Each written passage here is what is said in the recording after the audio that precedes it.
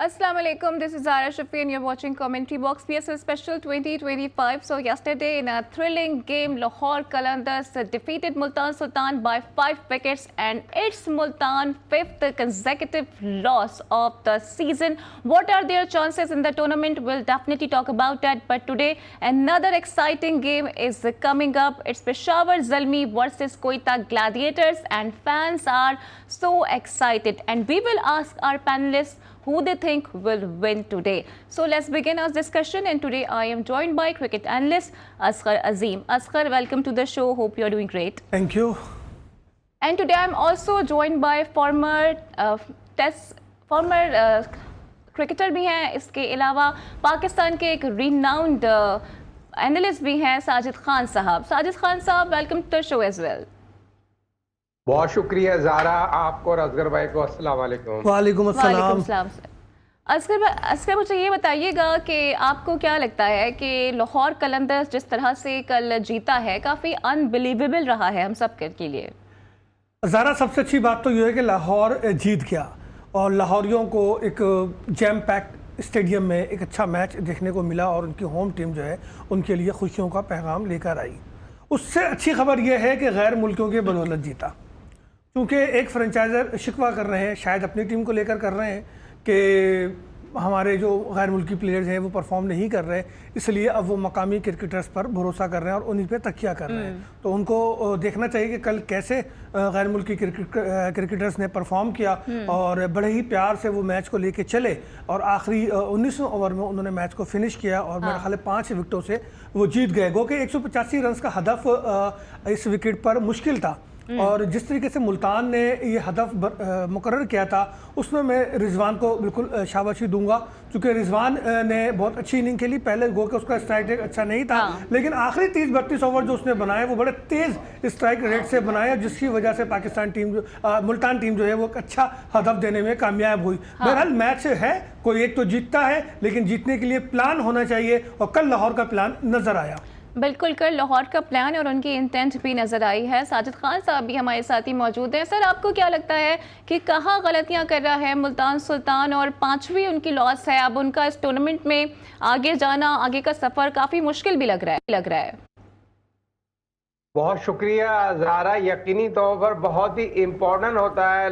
Pakistan super league 10वां addition खेला जा रहा है, टॉस विन द मैचेस होता है और जैसा कि टॉस जीता था लाहौर कलंदर्स ने बॉलिंग करने का फैसला किया। मैं as a cricketer, as a coach, top analyst ये तज़किया दूंगा, ये बैक फायर कर गया। यकीनी तौर पर टॉस जीतने के बाद उनको बैटिंग करना चाहिए थी, मगर जिस उन्होंने बॉलिंग करने का फैसला किया, जब बॉलिंग करने का फैसला किया तो यकीनी तौर पर इनपुट डाला नौजवान लड़के उस्मान खान ने। जिस तरह बॉल और बैट के दरमियान उसने पावर हिटिंग किया ना, उसने जो हारिस को छक्का मारा, तो ये यकीनी तौर पर जो हम पावर प्ले में बात करते हैं बैटिंग पावर प्ले के हवाले से as a cricketer, as a coach, as a opener बात करूंगा। देखिए ये होते हैं बैट्समैन। उसने 24 रन बनाया, हारिस को शानदार छक्का मारा, आउटस्टैंडिंग क्रिकेट खेली, मगर पावर प्ले में बैटिंग स्ट्राइक रेट को कम नहीं रखा और आउट होकर चलने का, तो इनपुट डालने में उसकी बहुत ज्यादा इंपॉर्टेंट थी। मगर उस्मान खान और रिजवान, जिस तरह रिजवान ने यकीनी तौर पर 20 ओवर बैटिंग किए और 20 ओवर बैटिंग अपने लिए खेले, तो पाकिस्तान सुपर लीग आगे जा रही है पीछे जा रही है? मुझे बताइए, 20 ओवर में तो आपको 100 रन बनाने चाहिए था ना। आपके पास आपकी विकेटें पड़ी हैं, कामरान गुलाम की मिसाल आपके सामने मौजूद है, उसने आउटस्टैंडिंग इनिंग खेली हो और आप कौन सा विकेट किसके लिए छुपा के रख रहे, किसके लिए बचा के रख रहे हो? भाई पाकिस्तान सुपर लीग, वैसी लोग जो है पाकिस्तान सुपर लीग में आप लोग को कब तक हम देखते रहेंगे? और किस तरह की इनिंग खेली है, किस तरह का इनपुट डाला है? बिल्कुल, आप नेशनल टीम के कैप्टन हैं और इस तरह की अगर परफॉर्मेंस करेंगे तो फिर कप्तानी वाले मामलात भी खतरात में पड़ सकते हैं। असगर, वैसे कल आप तौसीफ भाई के साथ बैठे थे और आपने कहा कि कुछ तो गड़बड़ है, क्या वाकई कुछ गड़बड़ है?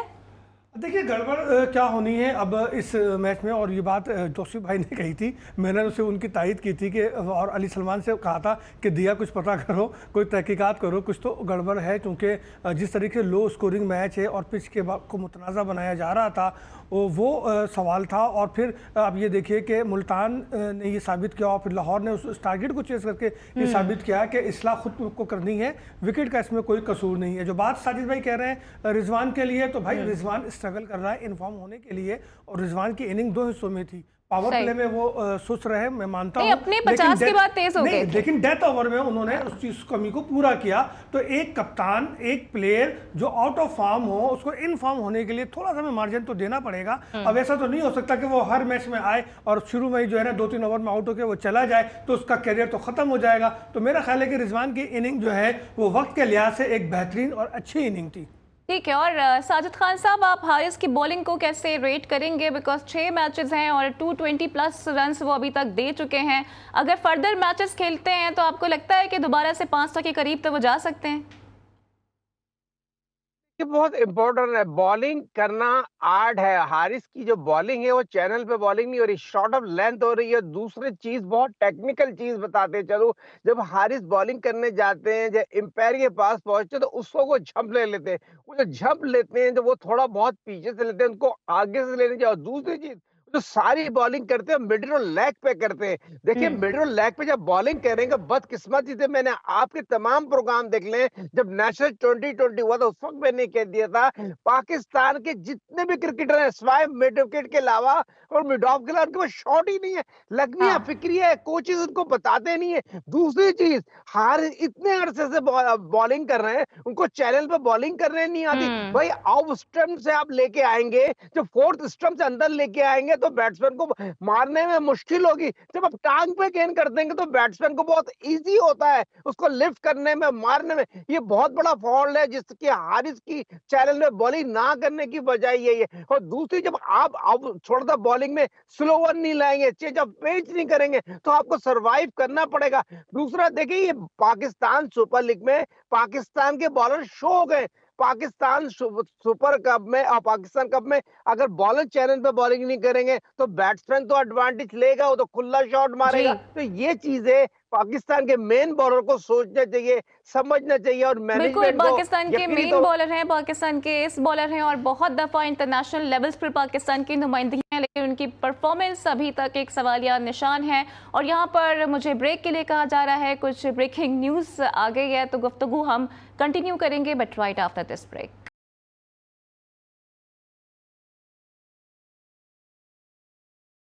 Welcome back. तो आज भी जनाब बड़ा टाकरा है, पेशावर ज़ल्मी वर्सेस कोयटा ग्लैडिएटर्स। इससे पहले भी इनका मुकाबला हो चुका है in the PSL season 10 as well, जहां पिंडी में कोयटा ग्लैडिएटर्स ने 80 रन से वो मैच जीता था। तो असगर, आपको क्या लगता है कि आज ये मैच कौन जीतने जा रहा है? और कैप्टेंसी वाइज ज़्यादा बेहतर आप किसको रेट करेंगे? It's Babar versus Saud Shakeel. देखिए, कैप्टनसी की बात करूं तो दोनों ही इक्वल हैं। दोनों की क्वालिटियां अब तक कैप्टनसी के हवाले से तो समझ से बाला आ रहे हैं, और मुझे वो क्वालिटी और वो चीज़ें नज़र नहीं आई कि जो कैप्टन में होना चाहिए।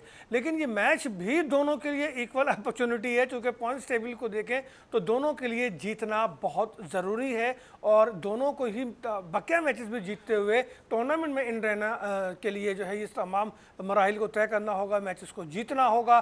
बाबर आजम इन फॉर्म होते हुए नज़र आ रहे हैं, 2 इनिंग उनकी मुसलसल जो है हमने देख ली कि 46 और 50 प्लस की। तो अगर बाबर लेकिन अगर स्ट्राइक रेट देखा जाए तो बाबर अपनी कोशिश में स्ट्राइक रेट को बेहतर नहीं कर सके हैं। ताहम बाबर का फॉर्म में आना वो ज़्यादा बहुत ज़रूरी है। और सऊद की जहाँ तक मैं बात करूँ तो यकीनन सरफराज उनकी वकालत कर रहे हैं और उनको सपोर्ट भी कर रहे हैं, और उन्हीं की सपोर्ट की वजह से जो है सऊद का और कोयटा का कुछ मोराल बुलंद हुआ था। तो हारा हुआ मैच वो लास्ट जीते और वापस आए खेल के अंदर। तो मेरा ख्याल है कि एक अच्छा मैच देखने को मिलेगा, लेकिन क्राउड आएगा और बाबर के लिए आएगा। अच्छा, मुझे बाबर की हाइप बहुत ज़्यादा है, उनकी फ़ैन फॉलोइंग बहुत ज़्यादा है। अभी एरन ने भी उनकी तारीफ़ कर दी, उन्होंने कहा कि विराट जैसे प्लेयर्स ऑस्ट्रेलिया में और इंग्लैंड में बहुत मिल जाते हैं, लेकिन बाबर जैसा प्लेयर नहीं मिलता है। देखिए, बिल्कुल बाबर जैसी क्वालिटी तो किसी में हो भी नहीं सकती, चूँकि चले तो शाम तक वरना चांद तक, वो चले तो चांद तक वरना शाम तक, वो वाली कहानी है हमारे बाबर की।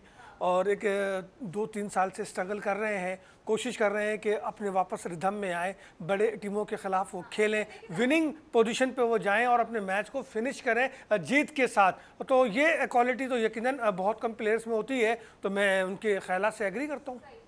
अच्छा, क्या वजह है? मैं देख रही हूँ कि हर क्रिकेटर ही बाबर का गर्विदा बना हुआ है। अभी केन विलियमसन जो आईपीएल खेल कर आ रहे हैं और कराची किंग्स की नुमाइंदगी करेंगे, वो भी गुण गा रहे हैं बाबर आजम के कि बाबर आजम उनके पसंदीदा क्रिकेटर हैं। देखिए ज़रा, जो एक सच है ना, वो सच ये है कि दौरे हाजिर में सरफराज के बाद हमारे पास कोई भी स्टार नहीं जिसके लिए क्राउड भी ग्राउंड में आए और क्रिकेट का इमेज बुलंद हो। बाबर स्ट्राइक रेट का इशू ज़रूर है, मैच फिनिशिंग भी नहीं कर पाते, लेकिन वो अपने लिए तो खेलते हैं।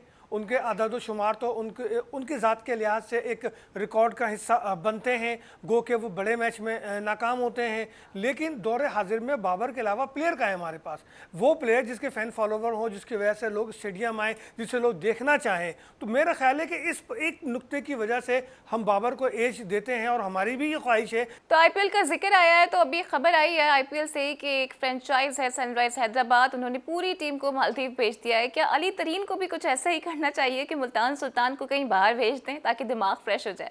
वाटर पार्क से एंजॉय करने के लिए भेजा है कि वाटर गेम से वो एंजॉय करें, और 3 मैच उन्होंने जीते हैं। तो उनको लगता है कि आगे जाकर उनकी टीम को जो है थोड़ा जहनी तौर पर रिलैक्स होने की ज़रूरत है। तो मेरा ख्याल है कि अली तरीन साहब, थोड़ा आप भी तवज्जो दें। आपके बयानात से ज़्यादा बेहतर है कि आप अपनी टीम को रिलैक्स करें और उनको जो है जहनी तौर पर स्ट्रॉन्ग करें। चलें जी, अब भारत का तस्करा आ ही गया है, तो आपको क्या लगता है कि वैसे तो जोर नहीं चल रहा पाकिस्तान पे, तो खेलों से खिलवाड़ किया जा रहा है, कभी क्रिकेट पर आ जाते हैं, अब हॉकी पर आ गए हैं, नेक्स्ट टाइम पता नहीं क्या करेंगे। देखिए, खिस्यानी बिल्ली खंबा नोचे।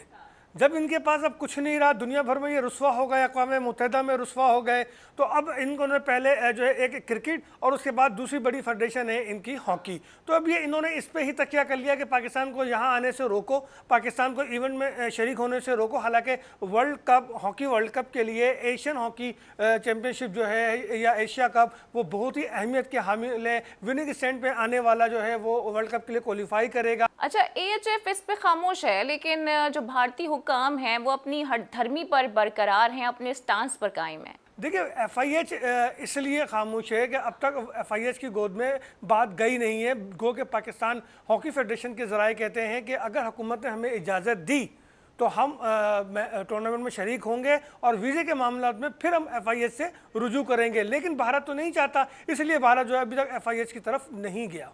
बिल्कुल, आपने ठीक कहा, और शाहिद खान आफरीदी ने भी यही बात की है कि खेलों से खिलवाड़ बंद करें। कबड्डी टीम आपकी आ जाती है, लेकिन जब बात क्रिकेट टीम की आती है तो आपको सिक्योरिटी कंसर्न्स हो जाते हैं। इस पर मजीद में बात करना चाहती थी, लेकिन वक्त की किल्लत का मुझे सामना है। असगर और साजिद खान साहब हमारे साथ मौजूद थे, आप दोनों का बहुत शुक्रिया। कल होती है आपसे फिर मुलाकात, same time same place. Till then take care, अल्लाह हाफिज़।